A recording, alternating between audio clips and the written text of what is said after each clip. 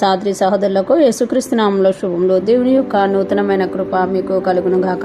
ఈరోజు దేవుడు మనకిచ్చిన మాట ప్రసంగి గ్రంథం 10వ అధ్యాయం 5వ వచనం.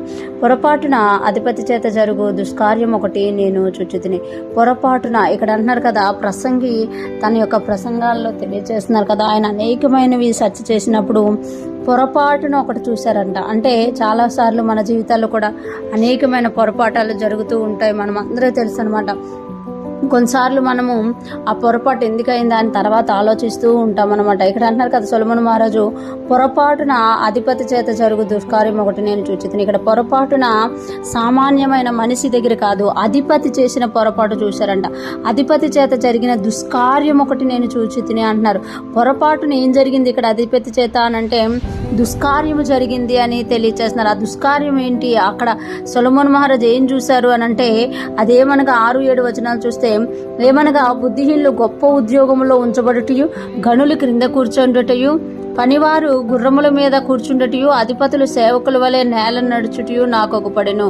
అంటే ఎవరు ఉండాల్సిన స్థానంలో వాళ్ళు ఉండట్లేదన్నమాట. అక్కడ స్థానాలు మారిపోతున్నాయి. ఏలయనగా బుద్ధిహీనులు గొప్ప ఉద్యోగములలో ఉండుటయు, గనులు క్రింద కూర్చుండుటయు. అంటే బుద్ధిహీనమైన వారు, బుద్ధి లేని వారికి పెద్ద పెద్ద ఉద్యోగాలు ఇచ్చేస్తున్నారంట అధిపతి. అదే గనులైన వారు, జ్ఞానం కలిగిన వారు, ఆ ఉద్యోగానికి తగిన వారిని కింద కూర్చోబెట్టేస్తున్నారట. కింద ఎవరు కూర్చుంటారు? మనం చూస్తూ ఉంటాము. 4th క్లాస్ ఎంప్లాయీస్ కింద కూర్చుంటూ ఉంటారు. వాళ్ళకంటే తక్కువ వాళ్ళు కింద కూర్చుంటూ ఉంటారు.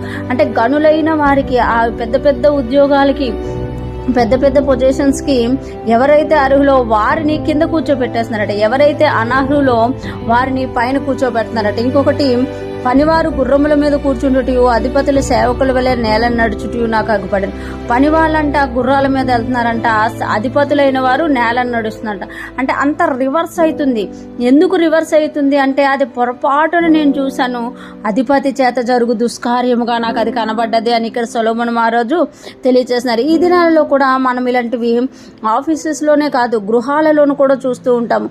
కుటుంబంలో ఎవరికి ఎక్కడ ఉంచాలి, ఎవరిని ఎలాగ చూడాలి అనేది చాలా వరకు మారిపోయాయి అనమాట. ఒకప్పుడు పెద్దలు అంటే గౌరవం ఉండేది. ఒకప్పుడు తాతలు ముత్తాతలు ఉంటే గౌరవం ఉండేది అనమాట. ఇప్పుడు అదేది లేదు. ఎవరు ఉండాలో వారు ఉండట్లేదు, ఎవరు ఉండకూడదో వారు ఉన్నారు. ఎవరు మనకి సలహా ఇవ్వాలో వాళ్ళ దగ్గర మనం తీసుకోవట్లేదు. ఎవరో వచ్చి పొరపాటునిస్తే అది తీసుకొని అది అనుసరిస్తున్నమాట.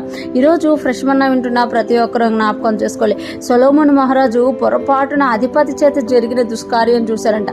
ఈ దినాల్లో కూడా అనేకమైన సంఘాలలో, కుటుంబాల్లో, ఉద్యోగాల్లో ఇలాంటి దుష్కార్యాలు కనబడుతున్నాయి. ఉండాల్సిన చోటులో ఉండాల్సిన వారు ఉండకపోవడం వల్ల అనేకమైన అనర్థాలు జరుగుతున్నాయన్నమాట. అవన్నీ కూడా ఎప్పుడు తెలుస్తాయి అంటే అంతా అయిపోయాక తెలుస్తుంది. ఈరోజు ఫ్రెష్ మన్నా వింటున్న ప్రతి ఒక్కరూ జ్ఞాపకం చేసుకోవాలి. మన జీవితంలో మనము ఎవరిని ఎక్కడ ఉంచాలో దేవుణ్ణి అడిగి అలాగ మనం మెయింటైన్ చేయాలన్నమాట. లేకపోతే అది దుష్కార్యంగా ఉంటుంది అని సొలొమోను మహారాజు మనకు దేవుని జ్ఞానము కలుగునుగాక. మనము అన్ని విషయాల్లో దేవుడు ఏది చెప్తున్నారో అది చేసేవారంగా, జ్ఞానము కలిగి నడిచేవారంగా, పొరపాటు చేసి దుష్కార్యాలు చేసేవారంగా కాక దేవునికి ఇష్టమైన మార్గంలో నడుస్తూ దేవుని జ్ఞానంతో మనము ముందుకు సాగిపోదుముగాక. ఆమేన్.